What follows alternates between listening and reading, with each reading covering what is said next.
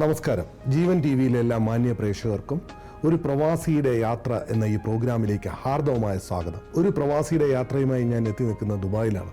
Persons group of കമ്പനീസിൻ്റെ managing director Nasar പൊക്രാട്ടിലാണ് ഇന്ന് ഞങ്ങളുടെ അതിഥി. ഏതാണ്ട് 30 വർഷങ്ങൾക്ക് മുമ്പ് തലശ്ശേരിയിൽ നിന്നും പ്രവാസ ജീവിതം ആരംഭിച്ച ശ്രീ നാസർ, അദ്ദേഹത്തിൻ്റെ ജീവിത അനുഭവങ്ങൾ, ഒരുപാട് കാര്യങ്ങൾ നമുക്ക് പങ്കുവയ്ക്കാനുണ്ട്. ഇന്ന് കാറ്ററിംഗ് രംഗത്ത്, സൂപ്പർ മാർക്കറ്റ് രംഗത്ത്, റെസ്റ്റോറൻറ്റ് മേഖലകളിൽ, മൊബൈൽ ഷോറൂം രംഗത്ത് ഇന്ന് വളരെ പ്രശസ്തമായ ഒരു സ്ഥാപനമാണ് പാസൻസ് ഗ്രൂപ്പിൻ്റെ കീഴിൽ ഒട്ടനവധി വ്യവസായ സംരംഭങ്ങൾ നമുക്ക് ദുബായിൽ കാണുവാൻ സാധിക്കും. അതിൻ്റെയൊക്കെ നേതൃത്വ സ്ഥാനത്ത് ഒരു മലയാളിയാണ് നാസർക്ക. അദ്ദേഹത്തിൻ്റെ ജീവിത അനുഭവങ്ങൾ നമ്മളോട് പങ്കുവയ്ക്കുകയാണ്. അതിനു മുമ്പ് ഈ പ്രോഗ്രാമിലേക്ക് ശ്രീ നാസർ പൊക്രാട്ടിനെ ഹാർദവമായി സ്വാഗതം ചെയ്യുന്നു. നമസ്കാരം.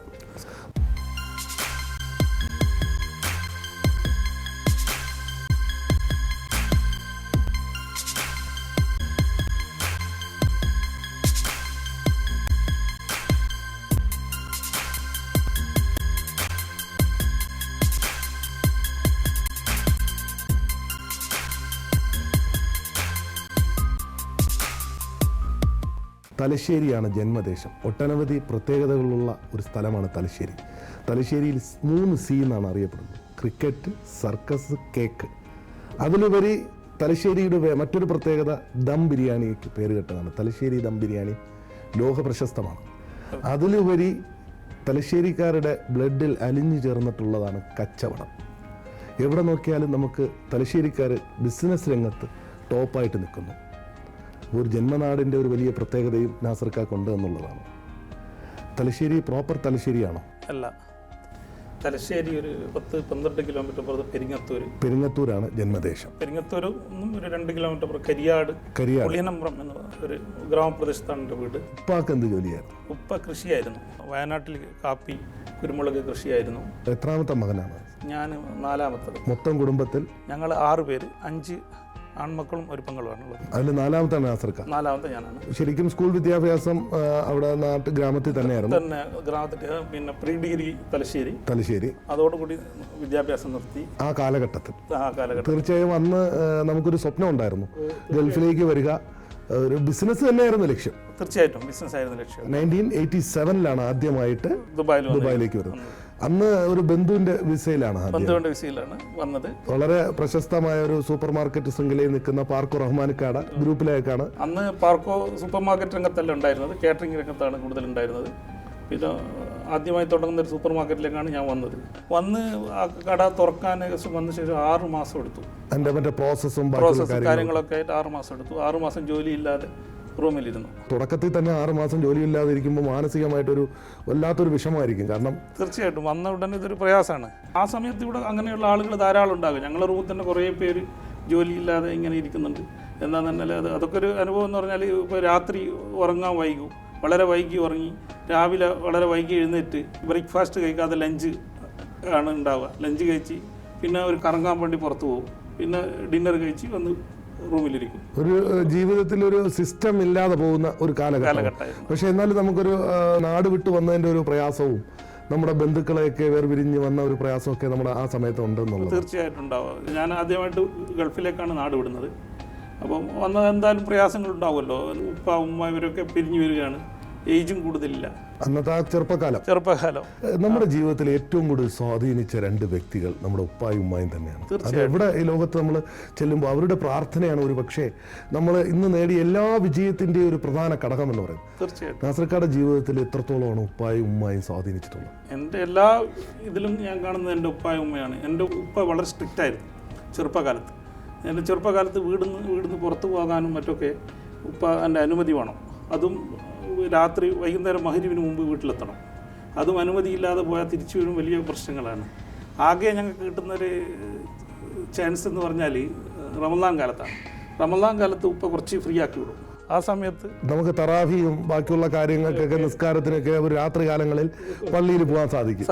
ആ ഒരു സ്വാതന്ത്ര്യം നമുക്ക് 30 ദിവസം കിട്ടും റമദാൻ മാസത്തിൽ. പക്ഷെ അന്നത്തെ ആ ഒരു ചട്ടക്കൂട്ടിൽ നിന്ന് നമ്മളെ വളർത്തിയത് കൊണ്ട് ഒരു പക്ഷേ നമുക്ക് ജീവിതം പഠിക്കാൻ സാധിച്ചു എന്നുള്ളതാണ്. ഉപ്പാട് ആ ഒരു സ്ട്രിക്റ്റായ ഒരു ജീവിത ശൈലി എത്രത്തോളമാണ് നാസർക്കാക്ക് മുന്നോട്ടുള്ള ജീവിതയാത്രയിൽ സഹായിച്ചിട്ടുള്ളത്? തീർച്ചയായിട്ടും അത് തന്നെയാണ് ജീവിതത്തിൻ്റെ എൻ്റെ ഇന്നത്തെ മാർഗ്ഗരേഖ. അന്ന് ഉപ്പ ഇത്രയും സ്ട്രിക്റ്റ് ആയതുകൊണ്ടാണ് ഞങ്ങൾ ഈ നിലയിൽ എത്തിയെന്ന് വിശ്വസിക്കുന്നവനാണ് ഞാൻ. ഇതിൻ്റെയൊക്കെ ശരിക്കുള്ള വാല്യൂ മനസ്സിലാകുന്നത് നമ്മളെ മക്കൾ വലുതായി വരുമ്പോഴാണ്. ഉപ്പ എന്ന് പറഞ്ഞ കാര്യങ്ങളും ഉപ്പ സ്ട്രിക്റ്റാക്കി എന്തുകൊണ്ടാണ് എന്നൊക്കെ മനസ്സിലാകുന്നത് നമ്മളെ മക്കൾ വളർന്ന് വലുതായപ്പോഴാണ്. ഉമ്മ എത്രത്തോളമാണ്? കാരണം ഉമ്മയുടെ പ്രാർത്ഥനയാണ് നമുക്ക് ജീവിതത്തിലുടനീളം, അത് വിലമതിക്കാനാവാത്തതിനപ്പുറമാണ്. നമ്മൾ പഠിക്കുന്നതന്നെയാണ് ഉമ്മയുടെ കാലിലടിയിലാണ് സ്വർഗം. അത് ജീവിതത്തിൽ നമുക്ക് മനസ്സിലാകുന്നതാണ്. ഉമ്മയുടെ സപ്പോർട്ടാണ് എല്ലാ കാര്യങ്ങളിലും. ഉമ്മ എപ്പോഴും ഫ്ലെക്സിബിൾ ആയിരിക്കും എന്ത് കാര്യത്തിനും. സ്ട്രിക്റ്റായ ഉപ്പായിൽ നിന്നും വളരെ നേരെ ഓപ്പോസിറ്റാണ് ഉമ്മ. ഉമ്മ വളരെ ഫ്ലെക്സിബിളായി എന്ത് കാര്യത്തിലും. ഉപ്പ എന്ത് സ്ട്രിക്റ്റ് ആക്കുമ്പോൾ ഉമ്മാൻ്റെ ഭാഗത്തു നിന്നൊരു തണൽ ഞങ്ങൾക്ക് കിട്ടുമായിരുന്നു. എല്ലാ കാര്യങ്ങളും എല്ലാ മക്കൾക്കും കിട്ടുമായിരുന്നു. അതൊരു വലിയ കാര്യമാണ്. അത് ഉമ്മയുടെ പ്രാർത്ഥനയും നമുക്ക് ഒരുപാട് ഗുണം ചെയ്തു. അതുകൂടാതെ പിന്നെ എൻ്റെ ഉമ്മയോട് സ്ട്രിക്റ്റ് എന്ന് പറഞ്ഞാൽ ഒരു അന്യൻ്റെ ഒരു സാധനം എടുക്കാൻ പാടില്ല എന്നുള്ളതാണ്. എന്തെങ്കിലും സാധനം ഇവിടുന്ന് വീണ് കിട്ടിയാൽ പോലും അത് അവിടെ ഇടുക എന്നല്ലാതെ എടുക്കാൻ പാടില്ല എന്നുള്ളതൊക്കെ ഞങ്ങൾക്ക് ചെറുപ്പത്തിലെ ഉപ്പ പഠിപ്പിച്ചു തന്നിട്ട് അത് ജീവിതത്തിൽ ഇന്ന് വരെ പുലർത്തി പോന്നിട്ടുണ്ട്. അത് ഏറ്റവും പ്രധാനപ്പെട്ട കാര്യമാണ്. കാരണം നമുക്ക് അർഹതയില്ലാത്ത ഒരു കാര്യവും നമുക്ക് അതിൽ നിഷിദ്ധമായിരിക്കുന്നു എന്ന് നമ്മളെ മാതാപിതാക്കൾ നമ്മളെ പഠിപ്പിക്കുന്നത് ജീവിതത്തിലുടനീളം ഇംപ്ലിമെൻറ്റ് ചെയ്യുമ്പോഴാണ് നമുക്ക് വിജയം കണ്ടെത്തുവാൻ സാധിക്കും.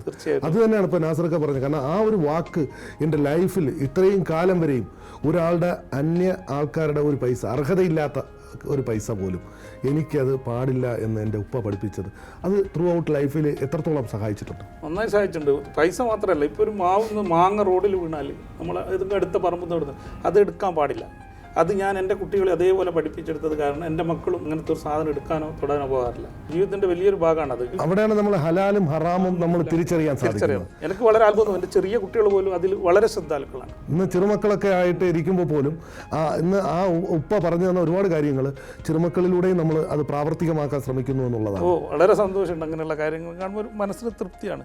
പിന്നെ ഒരു മനുഷ്യനെ വിലയിരുത്തുന്നത് ഞാൻ ഒരു നല്ലതോ ചീത്തയോ എന്ന് പറയാൻ പറ്റുന്ന എൻ്റെ അയൽവാസികളാണ് പറയേണ്ടത്, അല്ലേ? തീർച്ചയായും. എന്നെക്കുറിച്ച് ഒരാൾ പുറത്തുനിന്ന് വന്ന് അന്വേഷിച്ചാൽ എന്നെക്കൂടെ നല്ലത് അയൽവാസികൾ പറഞ്ഞാൽ മാത്രമേ ഞാൻ ഒരു നല്ല മനുഷ്യനാകുന്നുള്ളൂ. അല്ലെങ്കിൽ ഞാൻ തീർച്ചയായിട്ടും നല്ലതല്ല എന്നാണ് അതിൻ്റെ അർത്ഥം.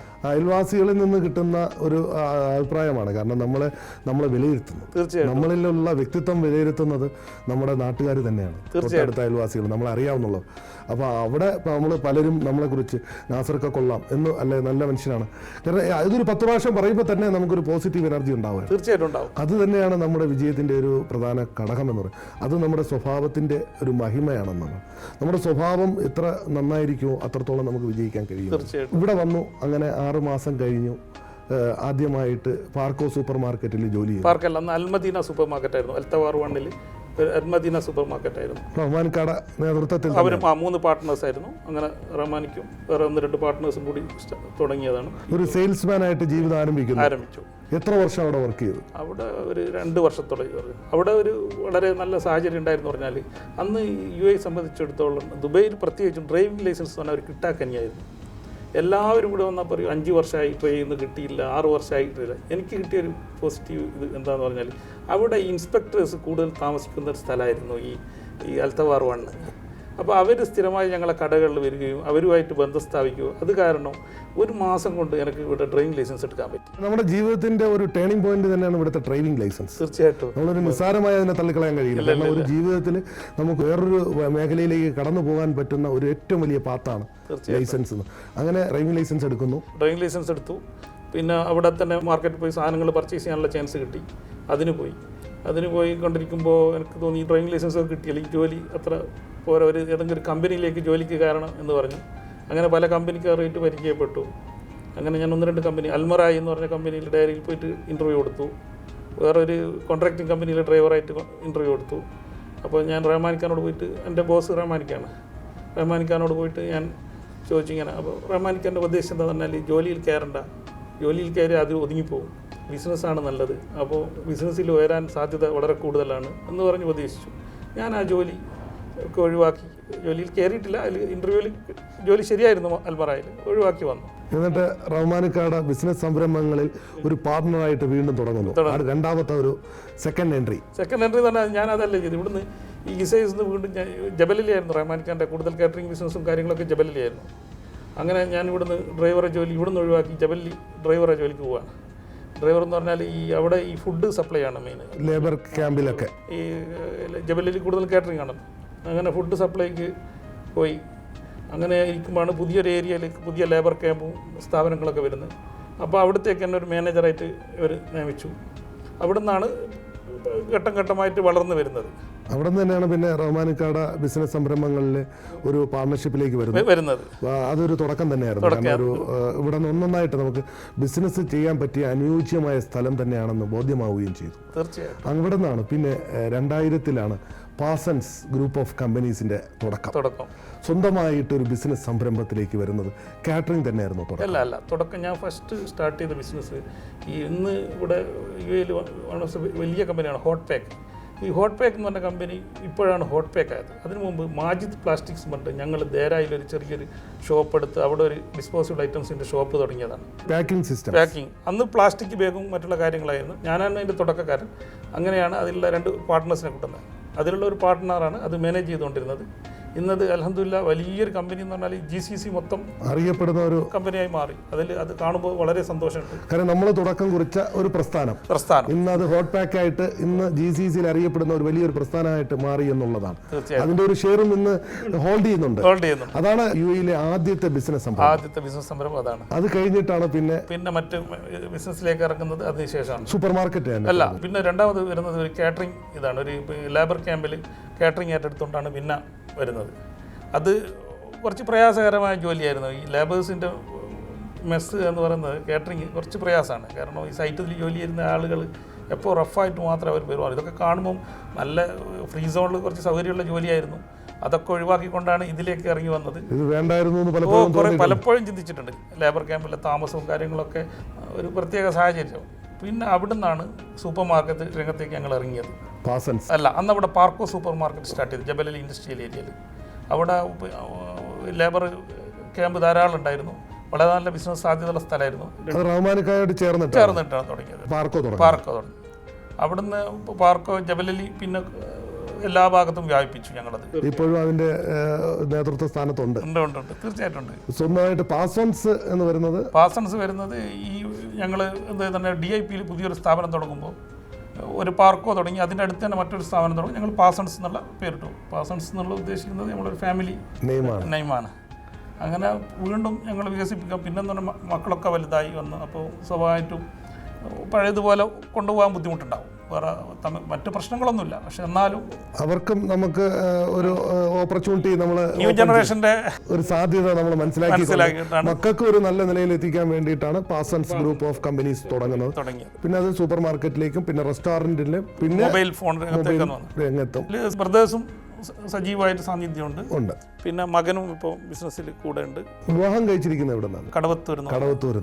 എത്ര കുട്ടികളാണ്? 4 കുട്ടികൾ. മൂത്ത ആള് ആൺകുട്ടി, പേര് നാഷിത്ത്. രണ്ടാമത്തെ മകള് പേര് നിഷാത്ത്.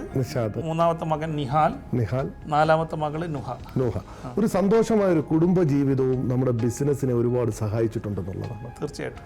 എത്രത്തോളമാണ് അവരുടെ സപ്പോർട്ട് നാസർക്കാക്ക് എന്നുള്ളത്? നന്നായിട്ട് സപ്പോർട്ടുണ്ട്. മകനും പൂർണ്ണമായിട്ട് എൻ്റെ കൂടെ ഇൻവോൾവാണ്.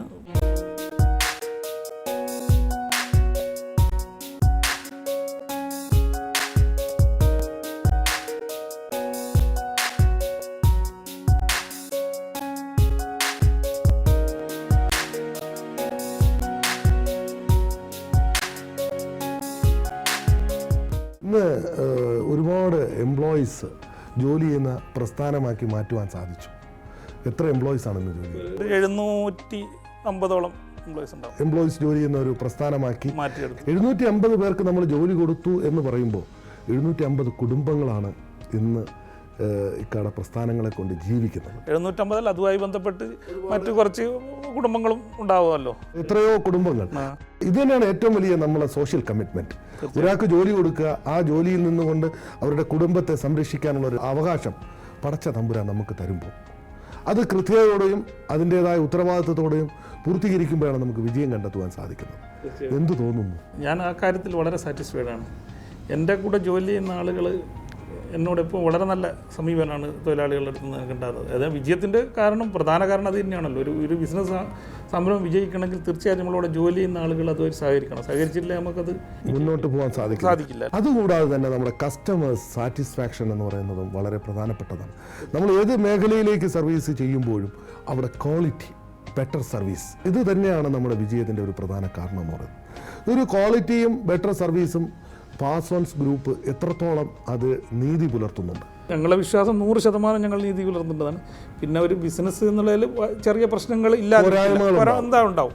പക്ഷെ ഞങ്ങളെ സ്റ്റാഫിന് കൊടുക്കുന്നൊരു നിർദ്ദേശം തന്നെ കളവ് പറഞ്ഞ് ഒരു സാധനം ഒരാളെ ഏൽപ്പിക്കാൻ പാടില്ല.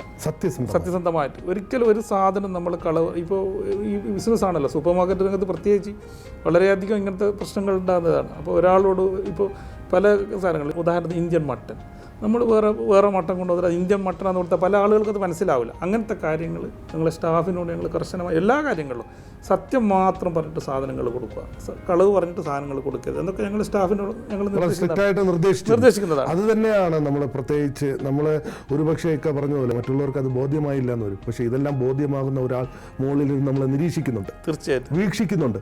അതിന് അവിടെ നമ്മൾ കണക്ക് പറയേണ്ടി വരും എന്നുള്ള ആ സത്യം ഒരുപക്ഷെ നമ്മുടെ ജീവിതത്തിൽ ഉടനീളം സത്യസന്ധത പരിപാലിക്കാൻ സാധിക്കുന്നുണ്ട്. പ്രത്യേകിച്ച് ബിസിനസ്സിൻ്റെ ഓരോ മേഖലകളിൽ നമ്മൾ എടുക്കുകയാണെങ്കിൽ തന്നെയും ലേബേഴ്സിൻ്റെ ആയിട്ട് ബന്ധപ്പെട്ട സ്ഥലങ്ങളിലാണ് കൂടുതൽ ബിസിനസ് നിൽക്കുന്നത്. തീർച്ചയായും സാധാരണക്കാരിലേക്കാണ് ബിസിനസ് കൊണ്ടുപോകുന്നത്. അപ്പോൾ തീർച്ചയായും സാധാരണക്കാരെന്ന് അമിതമായ ലാഭമല്ലാതെ മിതമായ ലാഭവും നല്ല സർവീസും ക്വാളിറ്റി പ്രോഡക്ട്സും കൊടുക്കാൻ സാധിക്കുമ്പോഴാണ് അവരിൽ നിന്നുള്ള കച്ചവടത്തിലേക്കാൾ ഉപരി നമ്മൾ നേരത്തെ പറഞ്ഞ പടച്ച തമ്പുരാൻ്റെ ഒരു അനുഗ്രഹം നമുക്ക് കിട്ടുന്നത്. അപ്പോൾ അത് മനസ്സിന് എത്രത്തോളം ഫീൽ ചെയ്യുന്നുണ്ട്? അതിന് കൂടുതൽ ഫീൽ ചെയ്യുന്നത് അത് തന്നെയാണ്. കാര്യങ്ങളിൽ എപ്പോഴും ചിന്ത ദൈവത്തെക്കുറിച്ച് തന്നെയാണ്. നമുക്ക് ഈ ചിന്ത വരുന്നത് എവിടെ നിന്നാന്ന് പറഞ്ഞാൽ എന്ത് സാധനത്തിന് നമുക്ക് ഒരു ചെയറിന് വേണമെങ്കിൽ നമുക്കൊരു മാസം ഗ്യാരണ്ടി കൊടുക്കാൻ പറ്റും. ഇത് ഒരു മാസം ഇങ്ങനെ പിടിച്ചത് നമ്മളെ ജീവന് നമുക്ക് ഒരു 5 മിനിറ്റ് ഗ്യാരണ്ടി കൊടുക്കാൻ പറ്റില്ലല്ലോ, ഒരിക്കലും. ആ ചിന്തയാണ് നമ്മളെപ്പോഴും ഇങ്ങനെ നേർവഴിക്ക് നയിച്ചു കൊണ്ടുവന്നത്.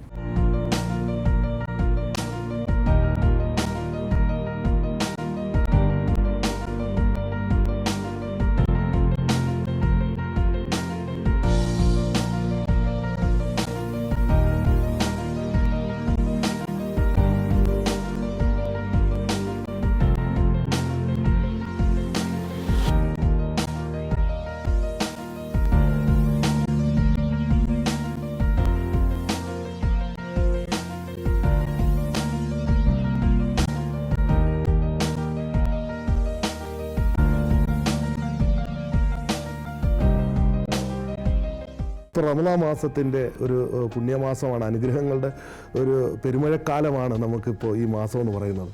കാര്യം ഒരുപാട് നോമ്പ് ഈ പ്രവാസ ജീവിതത്തിൽ 30 വർഷത്തിൽ നോമ്പ് ഈ ഗൾഫ് രാജ്യത്താണ്.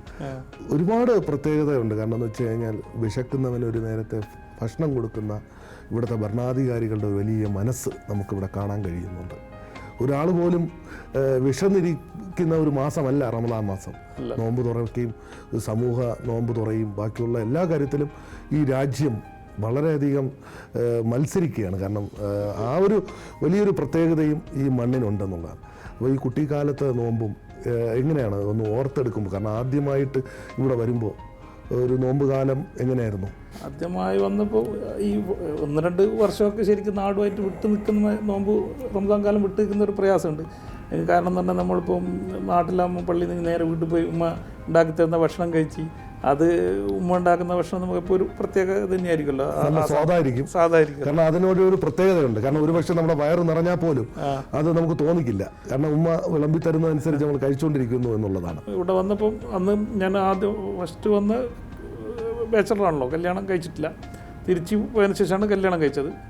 പിന്നെ കുറച്ച് കാലം ഞാനിവിടെ ഫാമിലി ഇല്ലാതെ കഴിഞ്ഞു. അപ്പോൾ ഇവിടെ ഈ ഹോട്ടൽ ഭക്ഷണം, റൂമിൽ മെസ്സ് ഭക്ഷണമൊക്കെ ആയിട്ടുള്ള റമദാനായിരുന്നു. പള്ളികളിലും അന്ന് പള്ളികൾ ഇത്രമാത്രം ഉണ്ടായിരുന്നു, വിപുലമായിരുന്നില്ല. ഇന്ന് അൽഹംദുലില്ലാ ഏത് മസ്ജിദിൽ ചെന്നാലും ഭക്ഷണം കിട്ടും എന്നുള്ളതല്ല. ഭക്ഷണം കിട്ടാതൊരു പ്രശ്നം ഇവിടെ ഉണ്ടാകുന്നില്ല. അത് വലിയൊരു കാര്യമാണ്. അതിൽ ജാതിയോ മതമോ ഒന്നുമില്ല, എല്ലാവർക്കുമാണ് ഭക്ഷണം. ഞാൻ ഇവിടെ തന്നെ ഇവിടെയുള്ള പള്ളിയിൽ എല്ലാവരുമാണ് ഭക്ഷണത്തിനുണ്ടാകുന്നത്. അതൊരു നല്ലൊരു ഇതാണ് ഇവിടുത്തെ. അതിൽ ഇവർക്ക് സന്തോഷമാണ്, വളരെ നല്ല സന്തോഷം. ഈ രാജ്യവും ഇവിടുത്തെ ഭരണാധികാരികളും ഇവിടുത്തെ സ്വദേശികളും 30 വർഷക്കാലത്തെ സഹവാസത്തിൽ നാസർക്കാക്ക് എത്രത്തോളം സ്വാധീനിച്ചിട്ടുണ്ട്? എന്നെ വളരെയധികം സ്വാധീനിച്ചിട്ടുണ്ട്. പ്രത്യേകിച്ച് ഞാൻ ഇപ്പോൾ ഇവിടെ താമസിക്കുന്ന ഏരിയ എന്ന് പറഞ്ഞാൽ ഓൺലി ലോക്കൽസാണ്. അറബ്സ് താമസിക്കുന്ന അറബ്സ് മാത്രമാണ് ഈ ഏരിയയിലുള്ളത്. വളരെ വിരലെണ്ണാന്ന് വിദേശികളെ ഈ ഏരിയയിലുള്ളൂ. എൽത്തവാർത്തയിൽ മലയാളികൾ ഒരുപക്ഷെ നാസർക്കാരനെ. ഞാനും ഒരു ഫാമിലി കൂടി എൻ്റെ അറിവിലൂടെ ഉള്ളൂ. അതിൽ ഞാൻ കാണുന്ന ഒരു ഇതെന്ന് പറഞ്ഞാൽ ഇവിടെയൊക്കെ താമസിക്കുന്ന ഈ അറബ് വംശജർ വലിയ ഉദ്യോഗസ്ഥന്മാരാണ്, വലിയ ഹൈ പൊസിഷനിലിരിക്കുന്നതാണ്. അവർ നമ്മളോട് കാണിക്കുന്ന സമീപനം സത്യത്തിൽ അത്ഭുതപ്പെടുന്നു. എന്നെ കാണാൻ വരുന്ന എൻ്റെ കുടുംബക്കാരും സുഹൃത്തുക്കളൊക്കെ പള്ളിയിലൊക്കെ പോയാലും ഞാൻ ഓരോരുത്തരെ കുറിച്ച് പരിചയപ്പെടുത്തി കൊടുക്കും. ഇയാൾ ഇന്ന് ഇവിടെ ഇരിക്കുന്ന ആളാണ്, ഇന്ന് ഉദ്യോഗകർ. അവർ അത്ഭുതപ്പെടും. അവർ നമ്മളോട് കാണിക്കുന്ന സ്നേഹവും നമ്മളോട് സംസാരിക്കുന്ന രീതിയൊക്കെ കണ്ടാൽ ഈ ആളുകളൊക്കെ അത്ഭുതപ്പെടും. അതൊരു പ്രത്യേക അനുഭവമാണ്. അത് ഈ അറബ്സിൽ കാണുന്ന പ്രത്യേകത. ശരിക്കും ഈ കഴിഞ്ഞു പോയ 30 വർഷക്കാലത്തെ പ്രവാസ ജീവിതം നാസർക്ക ഒന്ന് തിരിഞ്ഞു നോക്കുമ്പോൾ എന്തു തോന്നുന്നു? 1987 ആദ്യമായിട്ടൊരു ജോലി എന്ന സ്വപ്നവുമായി ഇന്ന് നമ്മൾ താമസിക്കുന്ന കിസൈസ് അൽ തവാറിലേക്ക് വന്നിറങ്ങുമ്പോൾ അങ്ങ് കരുതിയിരുന്നോ ഇത്രത്തോളം ഒരു വലിയ വ്യവസായ സംരംഭങ്ങൾക്ക് നേതൃത്വം കൊടുക്കാൻ സാധിക്കുമെന്ന്? ഇല്ല, അത്ര വലുതല്ലെങ്കിൽ പോലും ഈ രീതിയിൽ ഒരിക്കലും ചിന്തിച്ചതിൽ സ്വപ്നം പോലും കണ്ടതല്ല. പിന്നെ പല പല കാര്യങ്ങളിലും ഞാൻ ഇപ്പോൾ വന്ന് സത്യത്തിൽ പറഞ്ഞാൽ ഫാമിലിയൊക്കെ ഫസ്റ്റ് വന്നപ്പോൾ ഒരു വാഹനത്തിന് പോലും ഒരു കാർ എടുക്കാൻ പോലും വളരെ പ്രയാസപ്പെട്ട ഒരു കാലഘട്ടമായിരുന്നു. ഇന്ന് അൽഹംദുലില്ലാ ജീവിതം വളരെ നമ്മൾ ആഗ്രഹിച്ചതിനേക്കാൾ കൂടുതൽ കിട്ടിയിട്ടുള്ള ഒരു ഭാഗത്ത് തിരിഞ്ഞു നോക്കേണ്ടി വന്നിട്ടില്ല. കാരണം എന്തൊക്കെ ആഗ്രഹിച്ചു അതിൽ കൂടുതൽ സർവശക്തൻ നൽകിയിട്ടുണ്ട്. ഇത് ഒരു പരീക്ഷണമായി പോവോ എന്നുള്ളൊരു പേടി എപ്പോഴും മനസ്സിലുണ്ട്, ഏർപ്പെടുത്തുന്നുണ്ട്. അത് കാരണം നമ്മുടെ സ്വർഗം ഇവിടെ ആയിപ്പോ എന്നുള്ള ഇതൊക്കെ ഒരു ശരിക്കും സ്വർഗം തന്നെ പറയാം ഇത്. കാരണം അങ്ങനത്തെ നമ്മുടെ താഴേക്കടയിലുള്ള ആളുകളെ പല ജീവിത പ്രശ്നങ്ങളും പ്രയാസങ്ങളും കാണുമ്പോൾ നമ്മൾ സ്വർഗത്തിലാണുള്ളത്. തീർച്ചയായും ഇത്രയും സൗഭാഗ്യങ്ങൾ വരുമ്പോഴും ഭയത്തോടെ തന്നെ അതിനെ വീക്ഷിക്കുന്ന ഒരു വലിയ മനസ്സങ്ങയ്ക്ക് ഉണ്ടെങ്കിൽ തീർച്ചയായും അത് അള്ളാഹു തക്വ ഒരുപാട് നിറച്ചു തന്നതുകൊണ്ടാണ് ആ വിശ്വാസം. കാര്യം പടച്ച തമ്പുരാൻ്റെ വലിയൊരു അനുഗ്രഹം നമുക്കുണ്ടെങ്കിലും കാരണം അതിൽ ഉപരി ഒരുപാട് സാമൂഹിക പ്രവർത്തനങ്ങളിൽ നാസർക്ക് ഇന്ന് സമയം ചിലവഴിക്കുന്നുണ്ട്. ഒരുപാട് അവശത അനുഭവിക്കുന്ന ഒരു സമൂഹത്തെ സംരക്ഷിക്കുകയും ചെയ്യുന്നുണ്ട്. അത് ഒരു ബിസിനസ്സുകാരൻ എന്നതിലുപരി ഒരു സാമൂഹിക പ്രതിബദ്ധതയ്ക്ക് എത്രത്തോളം സ്ഥാനമുണ്ട്? സാമൂഹിക പ്രതിബദ്ധതയ്ക്ക് അതിന് തന്നെയാണ് കൂടുതൽ സ്ഥാനം കൊടുക്കുന്നത്. എനിക്ക് ഈ രാഷ്ട്രീയ പ്രവർത്തനങ്ങളിൽ അത്ര ഒരു താല്പര്യമുള്ള ആളല്ല ഞാൻ. ഈ ചാരിറ്റി പ്രവർത്തനങ്ങളിലാണ് അല്പം താല്പര്യമുള്ളത്. എന്നെക്കൊണ്ട് ശരി ആരോഗ്യം കൊണ്ടോ മറ്റോ എന്തെങ്കിലും ചെയ്യാൻ പറ്റുമെന്നാണ് എപ്പോഴും ഞാൻ ചിന്തിച്ചുകൊണ്ടിരിക്കുന്നത്. അത് മാത്രമാണ്. അങ്ങനെയുള്ള സംഘടനകളുമായിട്ട് എനിക്ക് ബന്ധങ്ങളുണ്ട്. ആ ബന്ധങ്ങളിലൂടെ നമ്മൾ മുന്നോട്ട് പോയി ഒട്ടനവധി സമൂഹത്തിന് ഉതകുന്ന രീതിയിൽ ശരീരം കൊണ്ടും മനസ്സുകൊണ്ടും പ്രവൃത്തി കൊണ്ടും സാമ്പത്തികമായും സഹായിക്കാൻ കഴിയുന്നു. ആ സഹായത്തിലൂടെ ഒരു അവശത അനുഭവിക്കുന്ന ഒരു സമൂഹത്തെ മുഖ്യധാരയിലേക്ക് നമുക്ക് കൊണ്ടുവരാൻ സാധിക്കുമെന്നുള്ളത് തീർച്ചയായിട്ടും പടച്ചവൻ തന്നിരിക്കുന്ന ഈ അനുഗ്രഹം ഒരു അവശത അനുഭവിക്കുന്ന ഒരു സമൂഹത്തിനും കൂടി അവകാശപ്പെട്ടതാണെന്നുള്ള ബോധം മനുഷ്യനാക്കി മാറ്റുവാൻ സാധിക്കുന്നു. തീർച്ചയായിട്ടും നമുക്ക് അങ്ങനെ ഒരു ചിന്ത ഇല്ലെങ്കിൽ നമ്മളെപ്പോഴും ഒരു മനുഷ്യനാകുന്നില്ല. കാരണം ഞാൻ എൻ്റെ കുടുംബം എൻ്റെ വീട് എന്നൊരു ചിന്തയായി നമ്മൾ മുമ്പോട്ട് പോയാൽ ഒരിക്കലും നമ്മൾ മനുഷ്യനാകാൻ പറ്റില്ല. ഒരിക്കലും എത്തിച്ചേരാൻ സാധിക്കില്ല. എപ്പോഴും നമ്മൾ കാണേണ്ടത് റസൂൽ സല്ലല്ലാഹു അലൈഹി വസല്ലം പഠിപ്പിച്ചത് തന്നെ എന്താണെന്ന് തന്നെ നമുക്ക് താഴേക്കിടയിലുള്ള നോക്കാനാണ്. ഞാൻ എൻ്റെ മുകളിലുള്ളവരെ കുറിച്ച് ചിന്തിക്കേണ്ട ആവശ്യം എനിക്കില്ല. എനിക്ക് കിട്ടിയ അനുഗ്രഹം എൻ്റെ താഴെ അവശത അനുഭവിക്കുന്ന ആളുകളെ കുറിച്ചാണ് ഞാൻ ചിന്തിക്കേണ്ടത്. എന്നാൽ മാത്രമേ ഞാൻ മനുഷ്യനാകുന്നുള്ളൂ. അല്ലാതെ ഞാനിവിടെയുള്ള വൻ ബിസിനസ്സുകാരെ കുറിച്ച് ചിന്തിച്ചിട്ട് തലപുകഞ്ഞ് ആലോചിച്ചത് കൊണ്ട് എൻ്റെ സമയം നഷ്ടപ്പെടുവാന്നല്ലാതെ വേറൊരു കാര്യം അതിനെ കൊണ്ടില്ലല്ലോ. ദൈവം ഓരോരുത്തർക്കും ഓരോന്ന് കണക്കാക്കി വെച്ചിട്ടുണ്ട്. എന്താണ് അത് സംതൃപ്തിയോടെ മുന്നോട്ട് പോകാം. 100% സംതൃപ്തനാണ് ഞാൻ. ആണ് കാരണം ഇങ്ങനൊരു ജീവിതം നമുക്ക് തന്നു പടച്ച തമ്പുരാൻ. അതിലുപരി നമ്മൾ ആഗ്രഹിച്ചതിനേക്കാൾ കൂടുതലായിട്ട് അള്ളാഹുവിൻ്റെ അപാരമായ അനുഗ്രഹം നമുക്കൊണ്ട് എത്തിച്ചു വന്നു. തീർച്ചയായിട്ടും 100% സംതൃപ്തനാണ്. ഇതുവരെ അള്ളാഹുവിൻ്റെ അനുഗ്രഹം കൊണ്ട് ഇന്ന് വരെ തുടങ്ങിയ ഒരു ബിസിനസ്സിലും പരാജയം ഉണ്ടായിട്ടില്ല. അത് തന്നെ ഇപ്പോൾ ഞാൻ പറഞ്ഞല്ലോ 750 പേര് ജോലി ചെയ്യുന്നുണ്ട്, സ്റ്റാഫ് കൂടെ ഉണ്ട് എന്നാ പറയാം. ഇന്ന് വരെ തുടങ്ങിയൊരു ബിസിനസ്സും അങ്ങനെ ഒരു സാമ്പത്തികമായിട്ടോ മറ്റോ പ്രശ്നങ്ങളുണ്ടായിട്ടില്ല. പിന്നെ മറ്റൊരു കാര്യം നമുക്ക് വേണ്ടുന്നുണ്ട്, നമ്മളെക്കുറിച്ച് ഒരാൾ അന്വേഷിക്കും. ഞാൻ നേരത്തെ പറഞ്ഞ കാര്യം തന്നെ, മാർക്കറ്റ് ഇത് ദുബായ് എന്ന് പറഞ്ഞൊരു ബിസിനസ് ഹബ്ബാണ്, ലോകത്തിന്റെ ഒരു ബിസിനസ് ഹബ്ബാണ്. ഇവിടെ ആളുകൾ അന്വേഷിക്കുന്നത് ഓരോരുത്തരെ കുറിച്ച് എങ്ങനെയാ ഒരു പ്രത്യേകിച്ച് ഇന്നത്തെ സാമ്പത്തിക പ്രശ്നങ്ങളും മറ്റുള്ളവരുണ്ടാകും. അപ്പോൾ ആരോട് അന്വേഷിച്ചാലും പാസൻസ് ഗ്രൂപ്പ് എന്താണ് ആളുകളിൽ നല്ലത് മാത്രമേ വരുന്നു. ക്രെഡിബിലിറ്റി ഉണ്ട്, ആ ഒരു വിശ്വാസതയുണ്ട്. ആ വിശ്വാസതയിൽ അടിയുറച്ചാണ് മുന്നോട്ട് പോകുന്നത്. തീർച്ചയായിട്ടും അത് തന്നെയാണ് വിജയത്തിന്റെ ഏറ്റവും പ്രധാന കാരണം. ബിസിനസ്സിൽ വേണ്ടത് ക്രെഡിബിലിറ്റിയാണ്. തീർച്ചയായിട്ടും ആ ക്രെഡിബിലിറ്റിക്ക് 100% മാർക്ക് ഇട്ടുകൊണ്ട് മുന്നോട്ട് പോകുന്നിടത്തോളം കാലം തിരിഞ്ഞു നോക്കേണ്ടി വരില്ല. ഇല്ല എന്നുണ്ട് വിശ്വാസം. ഇനി മുന്നോട്ടുള്ള യാത്രയും പടച്ച തമ്പുരാൻ ഒരുപാട് അനുഗ്രഹങ്ങൾ ഇക്കാക്കും കുടുംബത്തിനും മറ്റ് ബിസിനസ് സംരംഭങ്ങൾക്ക് നൽകട്ടെ എന്ന് മാത്രം പ്രാർത്ഥിക്കുന്നു. വളരെ സന്തോഷം നാസർക്ക, കാരണം ഇങ്ങനെ ഒരുപാട് അനുഭവങ്ങൾ, കാരണം 30 വർഷത്തെ ജീവിത അനുഭവങ്ങൾ നമുക്ക് പഠിക്കാൻ ഒരു വലിയ പാഠം തന്നെ നൽകി കഴിഞ്ഞു. അതിന് ഒരുപാട് നന്ദിയുണ്ട്. ഒരുപാട് നന്മകൾ ഇനിയും പടച്ച തമ്പുരാൻ അങ്ങേക്കും അങ്ങയുടെ സംരംഭങ്ങൾക്കും കുടുംബത്തിനും നൽകട്ടെ എന്ന് മാത്രം പ്രാർത്ഥിക്കുന്നു. വളരെ സന്തോഷം. Thank you very much. ഇങ്ങനെ ഒരു അവസരം തന്നതിന് ഈ ചാനലിനും ഇതിൻ്റെ ആളുകൾക്കും വളരെയധികം കടപ്പാട് നന്ദി അറിയിക്കുന്നു. പിന്നെ പ്രേക്ഷകരോട് എല്ലാവരോടും എൻ്റെ റംസാൻ ആശംസകൾ. റംസാൻ ആശംസ എന്ന് പറഞ്ഞാൽ റംസാൻ ശരിക്കും ഉൾക്കൊണ്ടുകൊണ്ട് റംസാന് വേണ്ട നന്മകൾ ചെയ്യുകയാണ് വേണ്ടത്. അതിനുവേണ്ടി പ്രവർത്തിക്കുക. എല്ലാവർക്കും നല്ലത് വരട്ടെ എന്ന് മാത്രം പ്രാർത്ഥിക്കുന്നു. വളരെ സന്തോഷം. Thank you very much.